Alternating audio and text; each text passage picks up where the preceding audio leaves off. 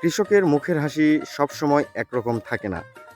সম্মানিত দর্শক মণ্ডলী, আপনাদের এই কথাটা কেন বললাম যে যারা কৃষিকাজ করে কখন কোন রোগের সঙ্গে যে ফসল লড়াই করে এটা কৃষক অনেক সময় বুঝতে পারে না, যার কারণে ফলনে অধিক ঘাটতি হয়ে যায় বা মৌসুমের তারতম্যর কারণে অনেকটা ঘাটতি হয়ে যায়। রবি মৌসুমের ফসল এখন এই যে সিম চাষ করা হচ্ছে।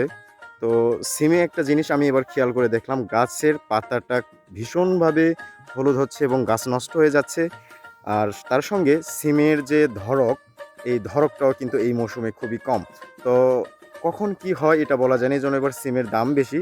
তবে কৃষকরা ফলনে পাচ্ছে না এবং তারপরও লসের ভাগেতেই আছে। এই জমিটাতে অনেক আগে সিম লাগানো হয়েছে, সবেমাত্র ফুল আসছে এবং ফলের দেখা মিলতেছে। আল্লাহই জানেন ভালো যে কতটুকু ফল এখান থেকে পাওয়া যাবে এবং কেমন কি হবে। সো খুবই পরিশ্রম, খুবই কষ্ট, তারপরে অনেক কিছু অনেক সময় পাওয়া যায় না। হতাশা নিয়ে কৃষককে বাঁচতে হয়।